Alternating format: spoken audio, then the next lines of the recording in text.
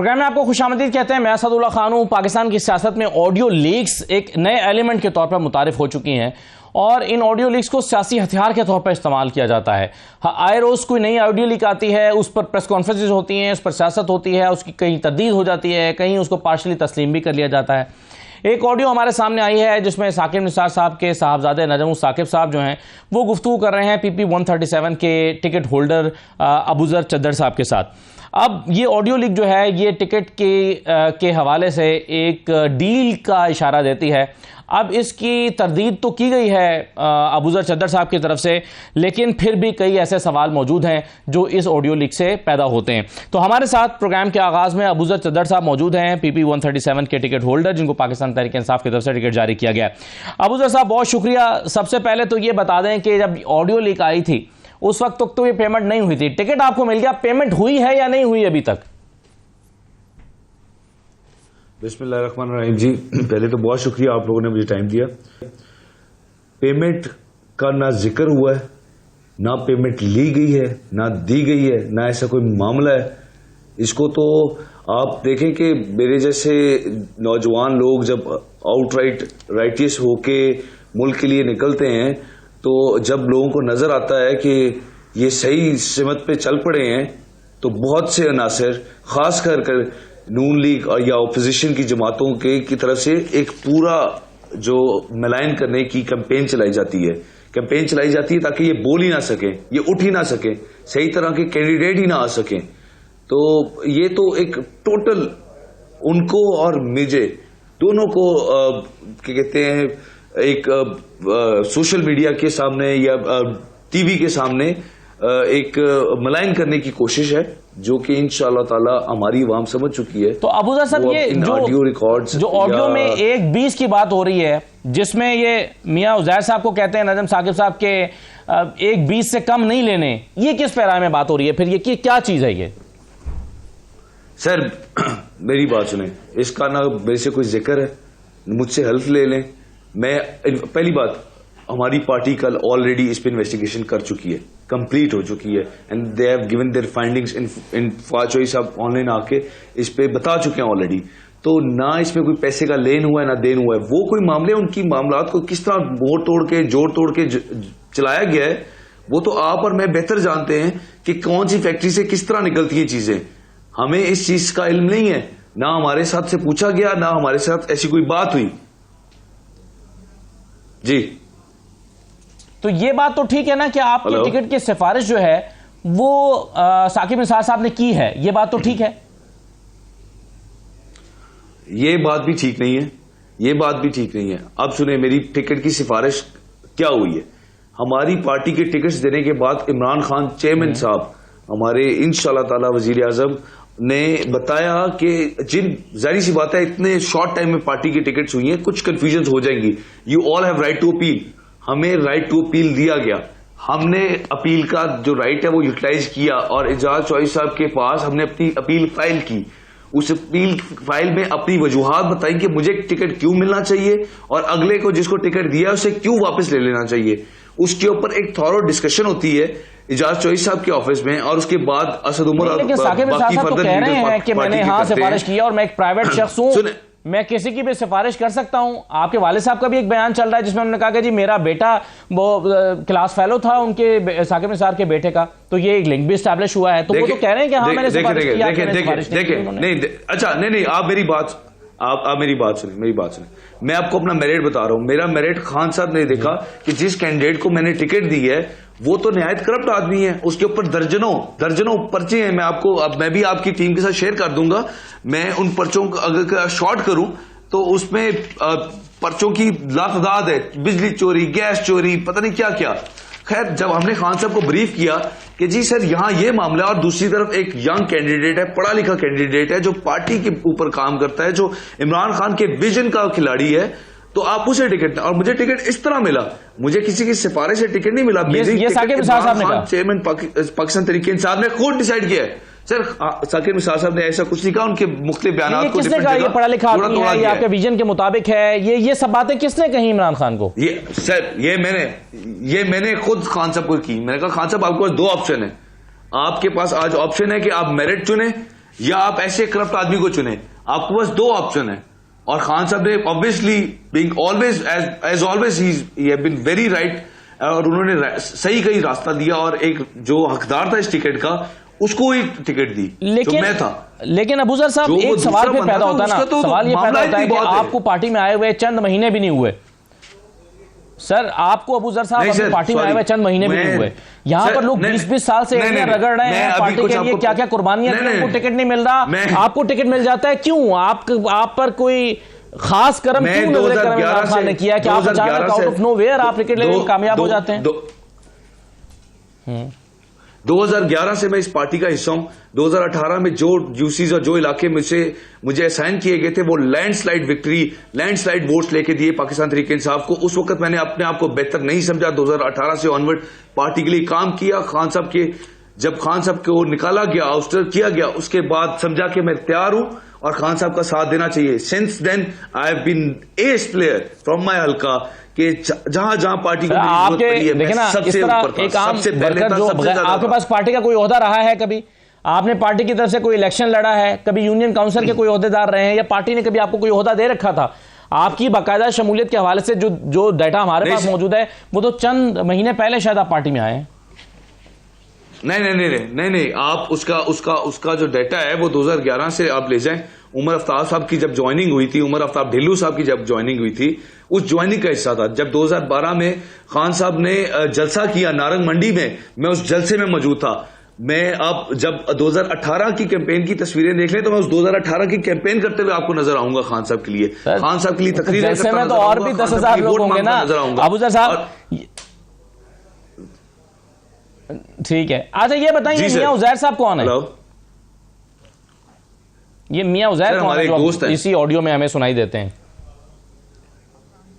Sir मेरे और नजम के दोस्त हैं जी।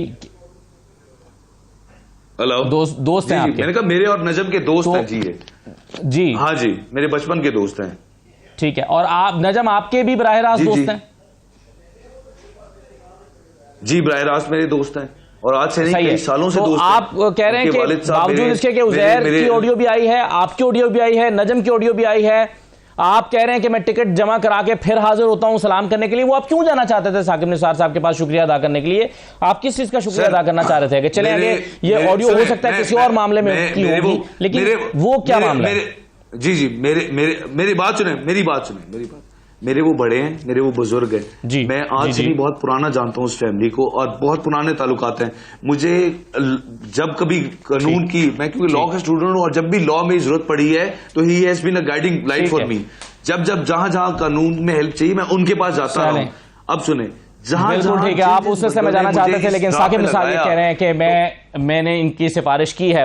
बहरहाल अबूजर साहब बहुत शुक्रिया, वक्त मेरे पास खत्म हो गया। शुक्रिया प्रोग्राम में शिरकत करने के लिए। मैं एक छोटा सा ब्रेक ले रहा हूं, ब्रेक के बाद वापस आके जरा बाकी मेहमानों के साथ गुफ्तगू आगे बढ़ाते हैं। कल बड़े अहम मुज़ाकरात होने जा रहे हैं, क्या होगा ब्रेक के बाद।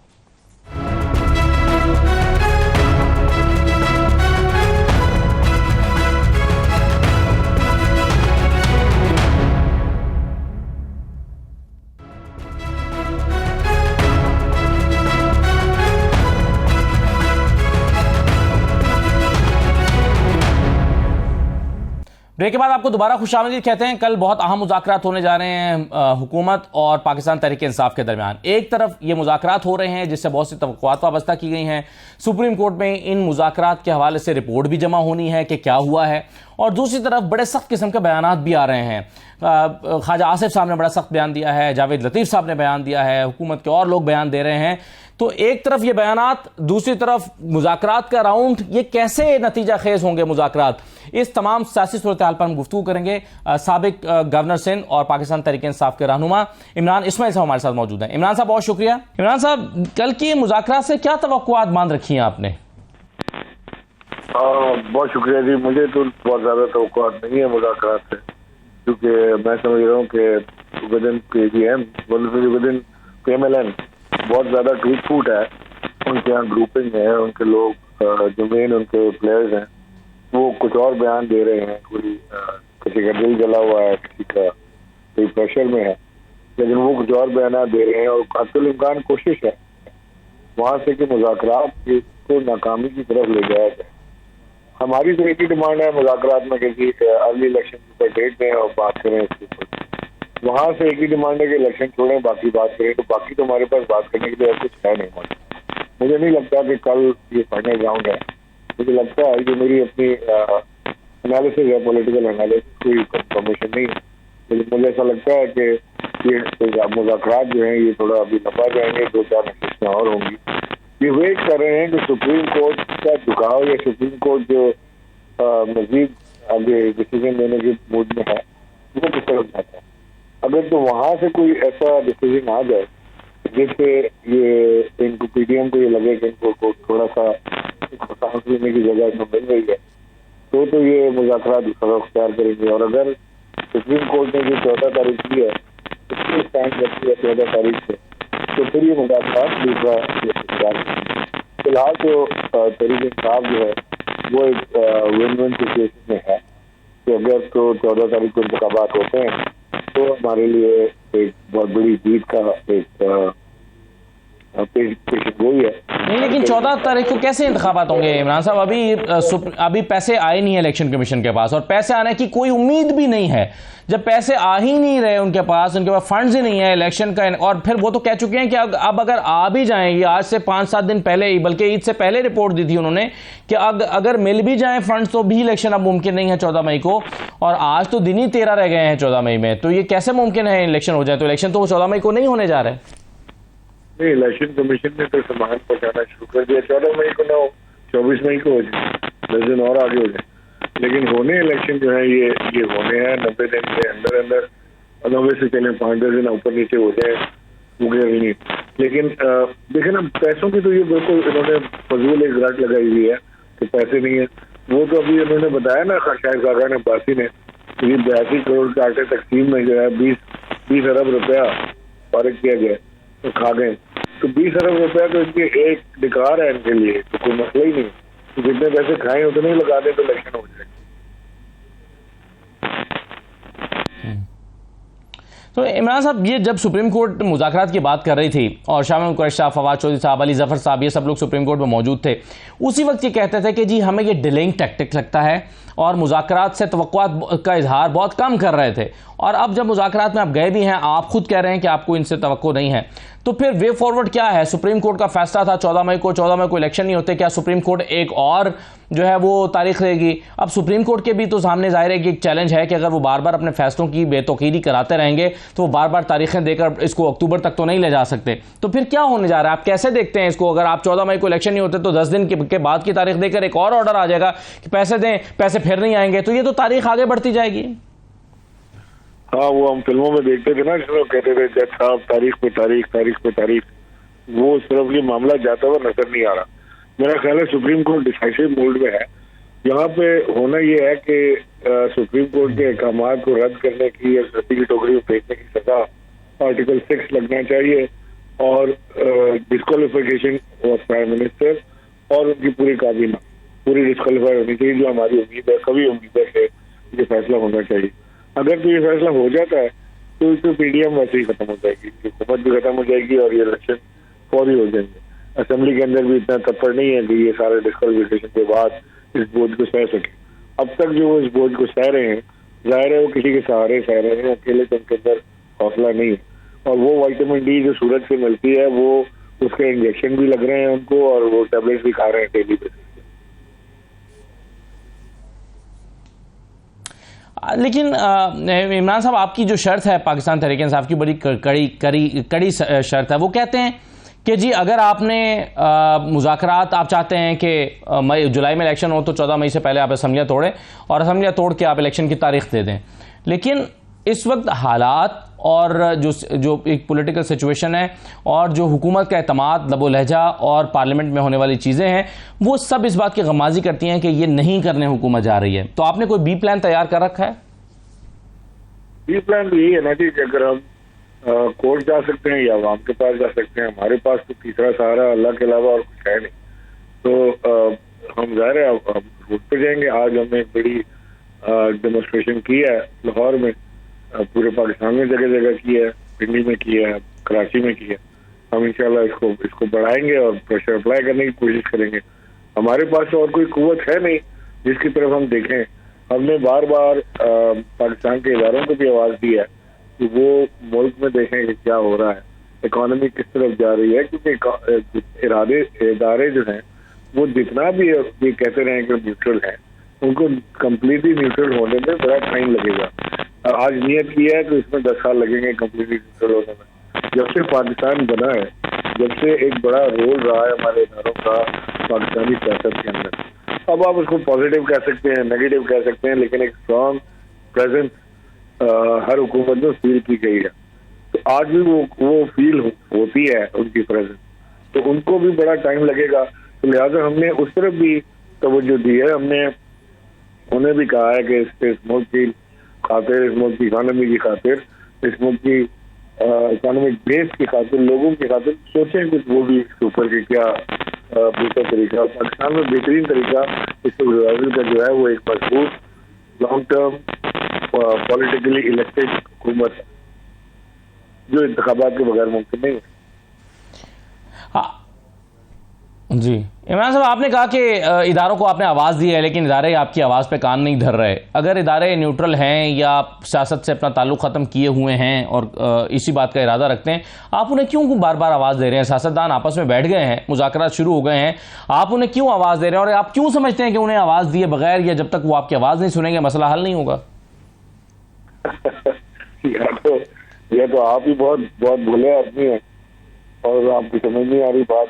मैं आपसे कह रहा हूँ कि आप मेरे से सुनना चाह रहे हैं, लेकिन बात यह है कि इदारे जो हैं वो, मैंने आपको कहा ना, पाकिस्तान की जो सियासत है उसमें हमेशा से उनका एक बहुत कलीदी किरदार रहा है और आज भी है।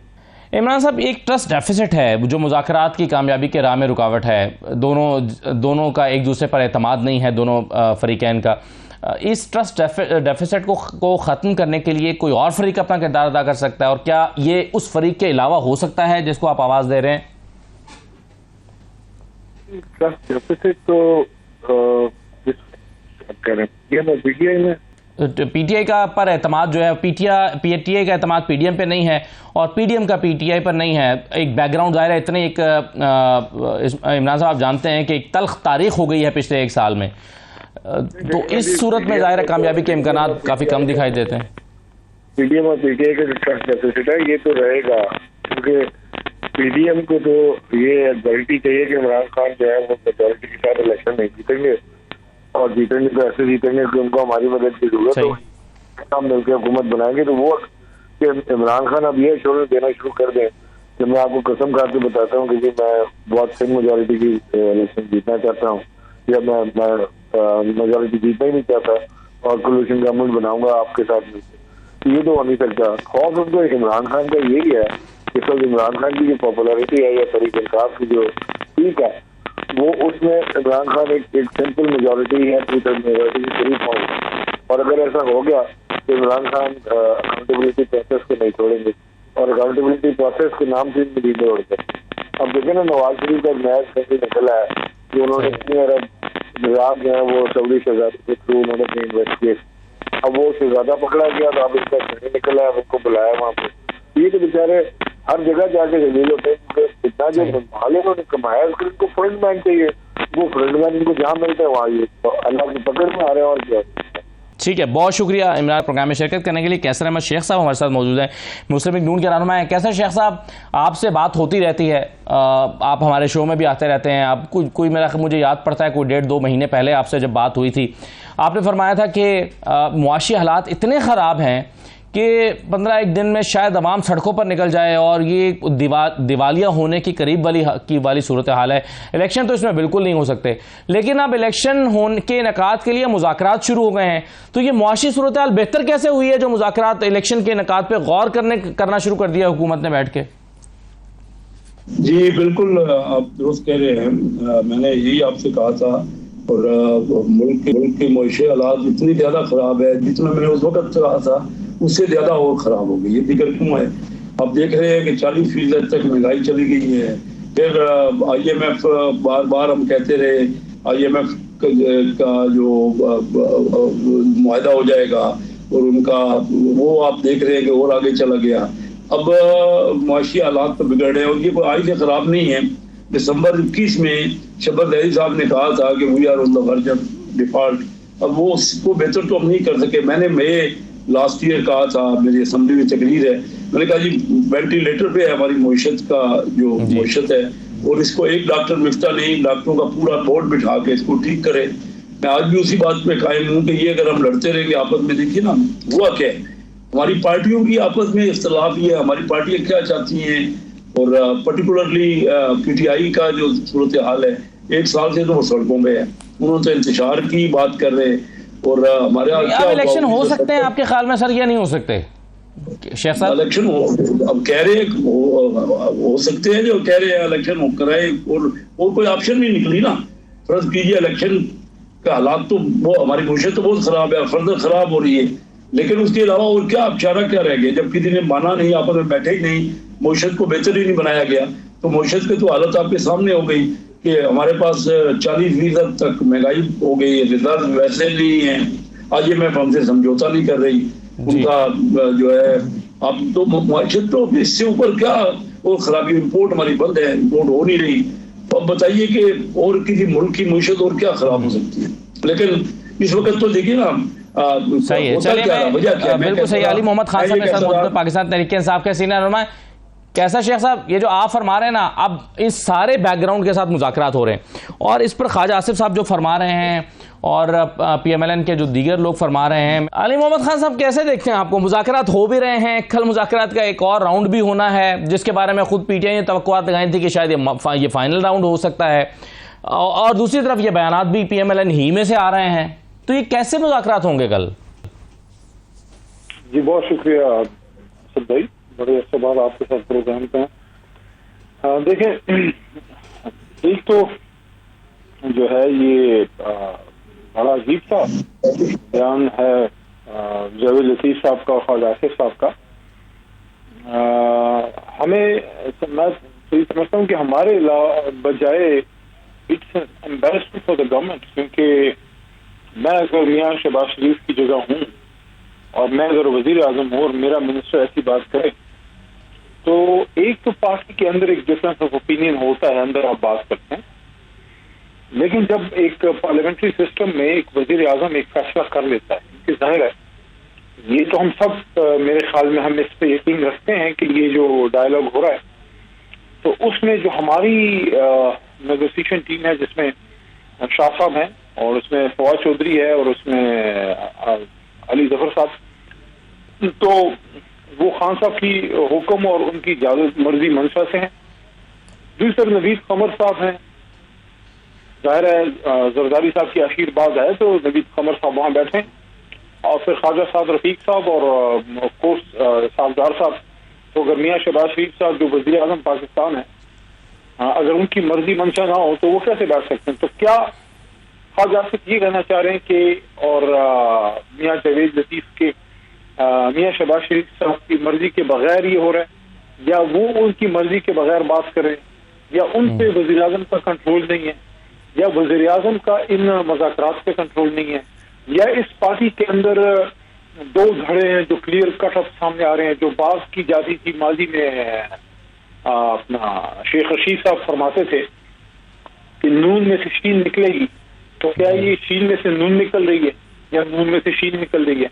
मेरे ख्याल में बड़ा ही इन्होंने अपना मजाक उड़ाया है इन दोनों हजरात ने, खासकर ख्वाजा आसिफ साहब ने, क्योंकि मियां जावेद लतीफ़ तो इस तरह की चीजें करते रहते हैं। ख्वाजा साहब चाहे कुछ भी वो सीनियर सियासतदान तो हैं, लेकिन उन्होंने जो बातें की हैं अपना मजाक उड़ाया, अपनी हुकूमत को बेटिंग किया है। बाकी मेरे ख्याल में हम सब जितने भी डेमोक्रेट्स हैं, तो पीटीआई अली मोहम्मद खान साहब किस पर एतमाद कर रही है? ये वाली सोच जो ख्वाजा आसिफ साहब जिसको रिप्रेजेंट कर रहे हैं और जावेद लतीफ़ साहब, या वो कि जो मुज़ाकरात करने के लिए आ रहे हैं या बैठे हुए हैं, पीटीआई किस सोच पर भरोसा रखती है? देखिए, हम तो जो मुज़ाकराती टीम है उन पर भरोसा भी होगा और मेरी ख्वाहिशात भी हैं, उम्मीद भी है कि दोनों तरफ कोई गुफ्तगू अच्छी हो और कोई स्पेस दें एक दूसरे को और मुल्क इलेक्शन की तरफ जाए, क्योंकि बहुत हो गया शख्सी आज़ादी भी सलब होकर रह गई, ह्यूमन राइट्स भी, इंसानी जिंदगी और इंसानी जान और इज्जत की कोई कदर व कीमत ना रही। सीनियर सियासतदान के घरों पे रात को उनकी खवातीन को खींचा गया, जो चौधरी फरीद अलाई साहब के साथ हुआ। सीनियर तरीन आपके पेशे के उस्तादों में से, काबिल लोगों में से अरशद शरीफ साहब के साथ क्या हुआ। मासूम सियासी वर्कर जो है उनकी जिंदगी महफूज ना रही। एक मुल्क में जो हमारा ये मुल्क है, डिफरेंस ऑफ ओपिनियन होगा, असदुल्ला खान कुछ और बात करेंगे, अली मोहम्मद कुछ और करेगा, लेकिन मैं जितना भी पावरफुल हूँ असद भाई, मैं जितना भी ताकतवर हो जाऊं जी, लेकिन अगर असदुल्ला खान अपने मुल्क में, अपने घर में, अपने बच्चों के साथ उसकी जिंदगी और उसकी इज्जत महफूज नहीं, तो वो सोचेगा कि मैं किस मुल्क में हूँ। और खुदा न खास्ता अल्लाह किसी के साथ ना करे जो आदम सवासी साहब के साथ किया गया, 80 साल के एक बुजुर्ग के साथ, 75 साल के उनके ग्रैंड चिल्ड्रन के सामने। तो ये सारी चीजें, अब इससे निकलने का सबसे बेहतरीन रास्ता ये है कि पॉलिटिकल फोर्सेस बैठी हैं एक पॉलिटिकल एनवायरनमेंट में, पार्लियामेंट के अंदर। तो ये तो मैं समझता हूँ कि सुप्रीम कोर्ट ने सियासी कल्चर पे और पूरे डेमोक्रेटिक सिस्टम पे एहसान किया, क्योंकि ये काम तो बेसिकली करने का था बड़े लीडर्स का कि वो खुद इस पे बैठ के मेच्योरिटी दिखाते। सुप्रीम कोर्ट ने उनको बताया कि आपके पास ये ऑप्शन है, इसको यूटिलाइज करें, अदरवाइज सुप्रीम कोर्ट के पास फिर आईने पाकिस्तान का हथौड़ा मौजूद है। और ये कोई मुझे ना बताए कि जब सुप्रीम कोर्ट फैसला करेगी आर्टिकल 190 के सर, वो जो सुप्रीम कोर्ट के पास रेंजर को भी मानना पड़ेगा, उसको पाक आर्मी को भी, एस्टैब्लिशमेंट सबको मानना पड़ेगा। तो ये मैं समझता हूँ कि सुप्रीम कोर्ट, लेकिन वो नहीं हो रहा ना अली मोहम्मद खान साहब, जो सुप्रीम कोर्ट का फैसला है वो तो 14 को इम्प्लीमेंट नहीं होने जा रहा, और जो 14 मई के इंतखाबात तो नहीं होने जा रहे ना, इसमें तो अब कोई दूसरी राय शायद नहीं बची है, क्योंकि इलेक्शन कमीशन के लिए आप इंतखाबात कराना अमली तौर पर 13 दिन के अंदर मुमकिन नहीं है, और पैसे हुकूमत की तरफ से अदा करने की कोई सूरत दिखाई नहीं देती। तो सुप्रीम कोर्ट का फैसला तो उसकी शायद अहमियत इस तरह से तो नहीं रही। अब्दुल्ला खान साहब, मैं तो आपको देखता हूँ, मैं भी उधर ही होता हूँ, आप भी आते हैं माशाल्लाह। I would like to appreciate you for the reason के बहुत से ऐसे लोग हैं, वो भी मेरे दोस्त हैं, उनसे भी सलाम दुआ है। बहुत से ऐसे दोस्त हमारे हैं आप ही के पेशे से कि वो महीनों महीनों सुप्रीम कोर्ट नहीं आते। वी लोग ऐसा करते हैं जैसे पता नहीं चीफ जस्टिस के साथ शाम की चाय पे वो बैठे होते हैं। तो आप तो वहां खुद आके वर्किंग जर्नलिस्ट हैं, आप उसको कवर करते हैं, आप देखते हैं। ये अगर सुप्रीम कोर्ट ने 14 मई का करना होता तो वो कभी भी ये ऑप्शन पॉलिटिकल फोर्सेस को ना देते। उन्होंने 14 मई का बताया, लेकिन साथ में पॉलिटिकल फोर्सेस को एक वे आउट का भी ईद से पहले कहा था रमजान में। और during the proceeding of that case कम से कम 2 बार उन्होंने पॉलिटिकल फोर्सेस को कहा भी कि आप टेम्परेचर नीचे करें और बात करें। और हमने on the spot Ali Zafar साहब ने हमारी बिहाफ पे, और पीछे जनरल सेक्रेटरी असद उमर भी थे, ये बात उन्होंने की, यस वी आर रेडी। तो अब अगर सुप्रीम कोर्ट ने करना होता 14 मई को ही, तो उन्होंने ये तो पॉलिटिकल ऑप्शन आपको नहीं देनी थी। दूसरा, 27 अप्रैल को उन्होंने तौहीन लगा देनी थी। अच्छा हुआ कि नहीं हुई? मैं आपको मुस्लिम पीटीआई के एक मेंबर के तौर पर कह रहा हूं कि अच्छा हुआ कि नहीं लगी इस वक्त के वजीर आजम थे। उसकी वजह यह है कि उसके बाद फिर पॉलिटिकल एक सिस्टम में एक बहुत बड़ी हिच आती। अब इनके पास एक मौका है, शहबाज शरीफ साहब के पास भी, और पीडीएम के बाकी रहनुमाओं के पास भी, और पीपल्स पार्टी के पास भी, कि वो अगर आईन पे जिस तरह वो हमलावर हुए हैं, सुप्रीम कोर्ट के ऊपर हमलावर हुए, उनके पास एक मौका है कि पीसफुली इस चीज से जो है वो निकलें। मैं आखिर में फिर इस बात पे ये कहूंगा कि मेरी उम्मीद है कि कल ये लोग बैठेंगे, और मैं ये भी कहना चाहूंगा कि बिल्कुल इसको बहुत ज्यादा खींचना नहीं चाहिए, लेकिन ये भी ना हो कि कल ही इसका फैसला निकले, नहीं है तो फिर दमादम बस नहीं। अगर शाह महमूद कुरैशी साहब और इस्तार साहब ये लोग ये समझते हैं कि उनको एक दिन और भी चाहिए, तो ऐसा कोई कुरान का वो नहीं है कि ट्यूसडे को ही हो, ये वेडनेसडे को भी फाइनल रैप अप हो सकता है कि अगर इसमें कोई चिटपट रह जाती है, कुछ चीजें रह जाती हैं, क्योंकि कल सुप्रीम कोर्ट की इंपॉर्टेंट हियरिंग भी होनी है। तो मेरे ख्याल में ये हफ्ता इम्पोर्टेंट है, और मेरी दुआ है कि हम पॉलिटिकल एक सेटअप की तरफ आगे जाएं। ठीक है, एक छोटा सा ब्रेक लेते हैं प्रोग्राम में। ब्रेक के बाद वापस आकर कुछ मजीद पहलुओं पर बात करते हैं। हमारे साथ रहिए।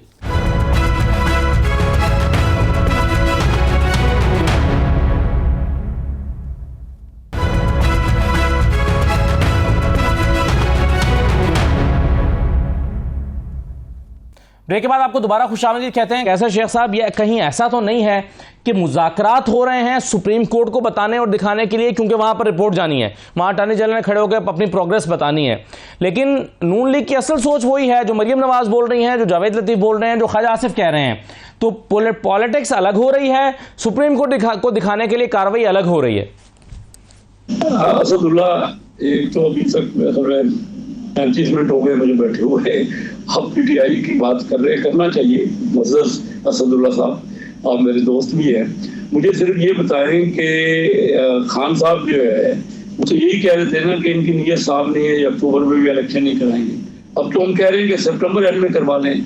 अब बैठ के अब उनको क्या मसला हो गया? देखिए, बजट जो है मई और जून के 2 महीने, और बजट के बगैर तो कोई इंटरिम हुकूमत बन नहीं सकती, बनेगी तो दे नहीं सकती ना।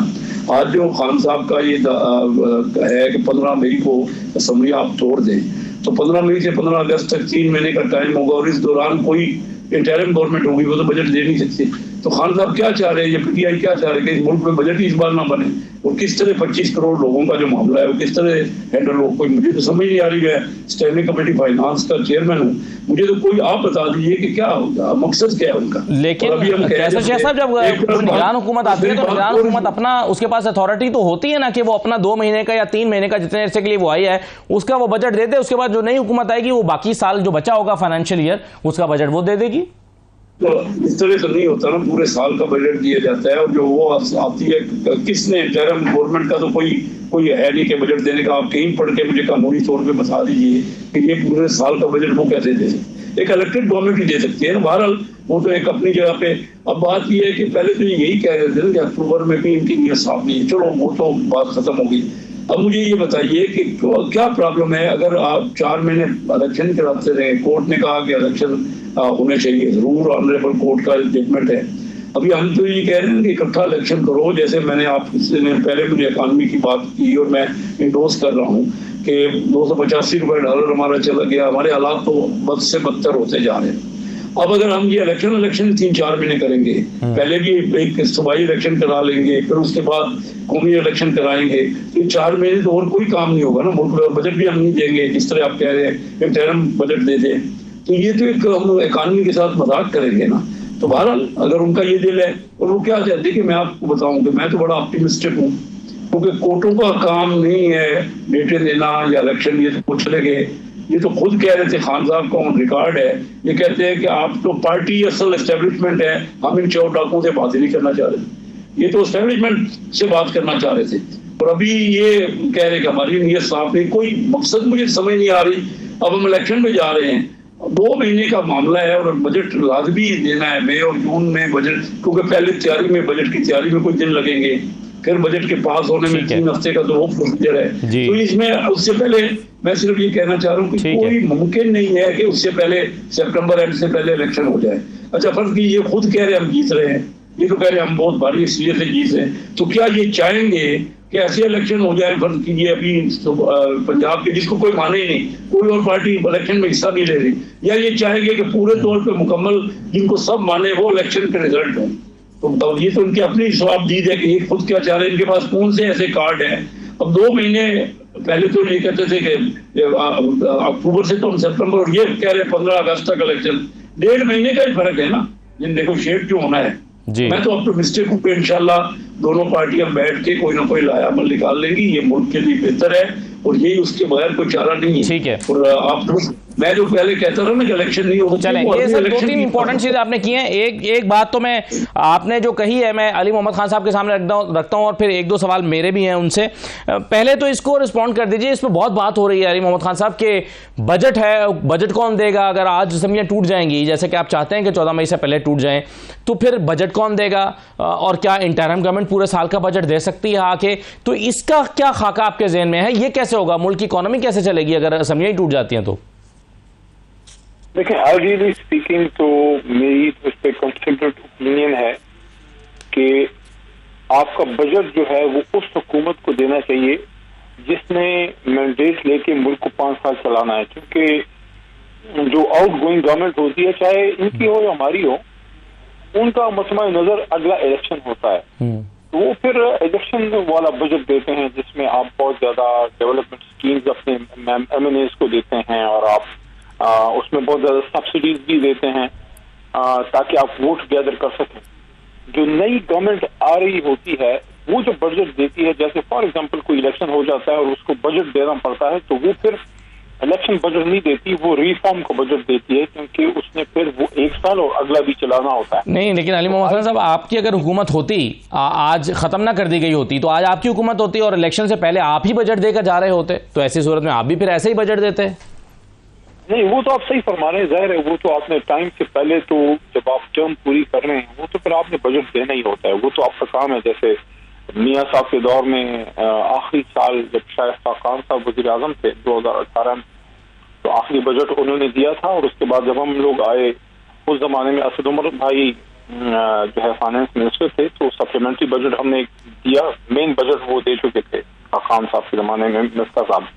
लेकिन मैं आपको ये कह रहा हूँ कि इन हालात में जब हम इस तरह की सिचुएशन में हैं कि इलेक्शन होना है, डिस्कशन होनी है कि इलेक्शन पहले हो बाद में हो सारा, तो उसमें आइडियली तो ये होता है, लेकिन केयर टेकर सेटअप का तो बिल्कुल काम बजट का नहीं है। मैं तो स्ट्रांगली इस पर बिलीव करता हूँ कि बजट जो है वो हुकूमत दे, जो या आइडियली स्पीकिंग जो अभी इनकम्बेंट है नहीं आई है, अदरवाइज अवामी लोग जो हैं वो बजट अवामी लोगों को देना चाहिए। और मेरे ख्याल में जो केयर टेकर्स हैं, केयर टेकर्स ने पहले ही अपनी हदूद से बहुत तजावुज किया है। बड़े अफसोस की बात है असदुल्ला खान साहब कि ये वक्त भी गुजर जाएगा, ये इलेक्शन भी आ जाएंगे, हुकूमतें भी बन जाएंगी, लेकिन साबिक वज़ीर आला पंजाब के घर के साथ जो हुआ है ये तादेर याद रहेगा, क्योंकि चाहे वो जो भी हो, हमारी जमात में भी हाल में शामिल हुए हैं, लेकिन इस आदमी ने पंजाब की खिदमत की है। और परवेज इलाही साहब हों या शोएब इजाज साहब, उनका लाहौर में पंजाब की बल्कि मुल्क की सियासत में इज्जत है, एक नाम है, रख रखाव वाले लोग हैं, खासकर उनकी ख्वातीन पर्दादार ख्वातीन है। और आज के 1-2 बजे इस तरह जो किया गया है, मैं तो इसको मुजरमाना फेल कहूंगा, इसको तो मैं गैर इखलाकी फेल कहूंगा, जो हमारे पंजाब के कल्चर के खिलाफ है। जिस तरह पश्तून कौम कल्चर है चादर चार दीवारी का, पंजाब में भी बहुत स्ट्रॉन्ग कल्चर है और लोग इसको बड़ा फील किया है लोगों ने, और इसी वजह से मियां शहबाज शरीफ साहब। मैं सर अगले सवाल पर आना चाह रहा हूं, मगर मुझे फिर एक ज़िमनी सवाल मेरे जहन में आ जाता है, और ये कि रात के 2 बजे परवेज इलाही का दरवाजा टूटने और रात के 4 बजे मरियम नवाज के होटल का दरवाजा टूटने में क्या फर्क है? देखिए, कोई फर्क नहीं है, वो जो वहाँ हुआ वो भी गलत था, और वो सिंध में हुआ, सिंध पुलिस की डायरेक्टली, और जो उस वक्त के वजीर आला जो अभी भी वजीर आला है, दे आर मोर रिस्पॉन्सिबल, क्योंकि आज तो ये सारी चीजें क्लियर हैं कि ये कैसे। मुझे आप बताएंगे ये जो पंजाब में हुआ है, मियां शहबाज शरीफ साहब इसको ओन नहीं करे, जो केयर टेकर वजीर आला है वो भी ओन नहीं कर रहे, ठीक है मजा। ठीक है, सही है, चले कोई तो ऑन करे इसको। आप मुझे अली मोहम्मद खान साहब 2 बातें सिर्फ बता दें, मैं फिर शेख साहब के पास जाता हूं। मुझे ये बता दीजिए एक तो कि आपको क्या लगता है, क्योंकि देखें अभी तक हम सुप्रीम कोर्ट में जो स्ट्रैटेजी देख रहे हैं वो ये देख रहे हैं कि बाहर अगर शहबाज शरीफ ये बयान देते हैं कि जी चीफ जस्टिस तो मुज़ाकरात कराने का मैंडेट नहीं है, पंचायत का इनके पास मैंडेट नहीं है, लेकिन अगले ही दिन अटॉर्नी जनरल खड़े होकर कह रहे होते हैं जी जनाब आपने पंचायत का हुक्म दिया और हम आपके कहने पर पंचायत कर रहे हैं, तो सुप्रीम कोर्ट के अंदर कुछ और चल रहा है, सुप्रीम कोर्ट के बाहर कुछ और चल रहा है। अब ये जो मुज़ाकरात हो रहे हैं और साथ ही साथ बयान मुख्तलिफ आ रहे हैं, क्या आप इसको 2 रुखी हिकमत अमली के तौर पर देखते हैं? और अगर आप ऐसा समझते हैं तो इसके बावजूद मुज़ाकरात का हिस्सा बनना ये एक बेकार मश्क नहीं है आपके ख्याल में? नहीं, बेकार मश्क तो नहीं है, क्योंकि सियासतदान को अपने ही ग्राउंड में खेलना चाहिए, और जब भी सियासतदान ने अपना ग्राउंड छोड़ा है, जब भी आप अपनी गाड़ी किसी और को देते हैं तो वो नुकसान आपका ही होता है। तो सियासी फैसलों के लिए अखाड़ा अदालतें नहीं है, और ना उसके लिए आपने एस्टैब्लिशमेंट के डंडे पे अपने मसले हल करने होते हैं। मेरे ख्याल में आफ्टर 75 ऑड ईयर्स जो हमारी मेन लीडरशिप है, अब जमहूरियत भी कोई इतनी नुज़ायदा नहीं है, हालांकि इस जमहूरियत को हमेशा जो है वो आमरीत का टीका लगा है, लेकिन ये अगर आप देख लें 88 के बाद जब आए हैं ये मुशर्रफ साहब, तो मुशर्रफ साहब की जाने के भी अभी 15-20 साल तो शायद अब होने को है, 2008 में था तो 18, और ये देखने भी 14-15 साल तो हो गए हैं। जो सियासतदान लीड कर रहे हैं इस वक्त हमारी सियासी पॉलिटिकल कल्चर को, वो भी कोई ऐसे आप उनको जज्बाती या यंग नहीं कह सकते। खान साहब खुद 65-70 के करीब हैं आई थिंक।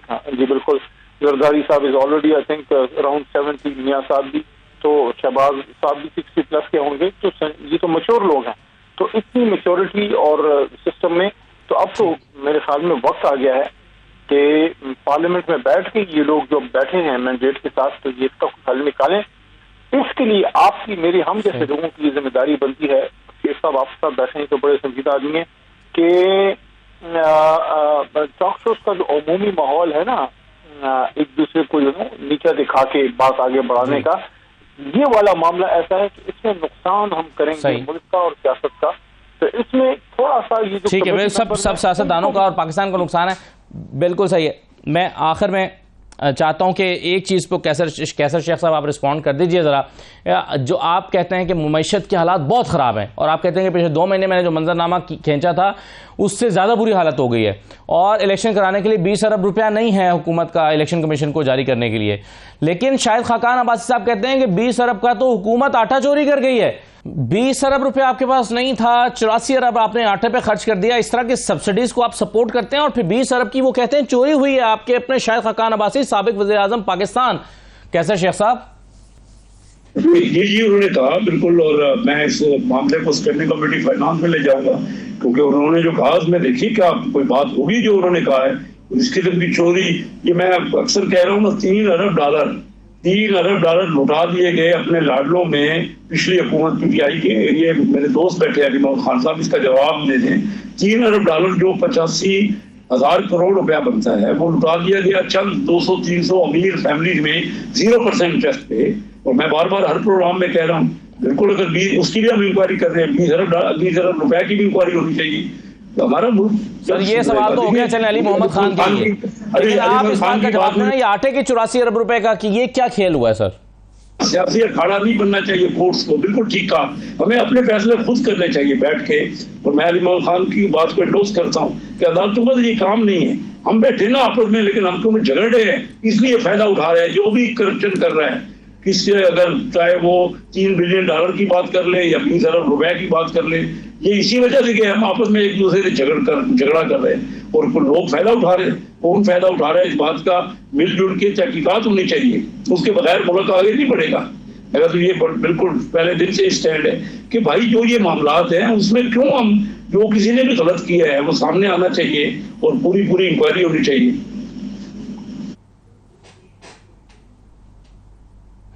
सही है। तो शेख साहब, ये आपके ख्याल में ये 84 अरब रुपए की सब्सिडी देना या आटे पर लगा देना, ये आपके ख्याल में इस इकोनॉमी में ये सही स्ट्रैटेजी है? क्योंकि एक तरफ हम पेट्रोल पे सब्सिडी नहीं दे रहे, दूसरी तरफ आप आटा तकसीम कर रहे हैं, उस पर सब्सिडी दे रहे हैं, और वो फिर गैर शफाफ तरीके से हो रहा है बकौल शाहिद खाकान अब्बासी के। भी देखिए, जहाँ तक गैर शफाफ है वो तो मैंने कह दिया, लेकिन ये सब्सिडी तो बहुत जरूरी थी। ये टारगेटेड सब्सिडी है, ये तो गरीब फैमिलीज को दी जा रही है। तो ये तो IMF भी आपको इंडोर्स कर रही है। ज्यादा जो हालात हो गए ना, जैसे जो महंगाई हो गई है, जो बिल्कुल बहुत तकलीफ में है, अरबों रुपए के मामला चल रहे हैं, और ये जो हमारी करोड़ों की फैमिलीज जो है, करोड़ों की तादाद में लोग कसम पुरसी के आलम में गुर्बत की लकीर से नीचे चले गए, उसको टारगेटेड ये सब्सिडी बहुत अच्छा काम है। ये जो आटे की है, हाँ उसमें ये करप्शन की अगर हुई है उसको तो बिल्कुल उसको का जायजा लेना चाहिए, उसका हल निकालना चाहिए। ये तो नहीं होना चाहिए, तो इंक्वायरी होनी चाहिए। बहुत शुक्रिया कैसर शेख साहब और अली साहब प्रोग्राम में शिरकत करने के लिए। इजाज़त दीजिए, अल्लाह हाफिज़।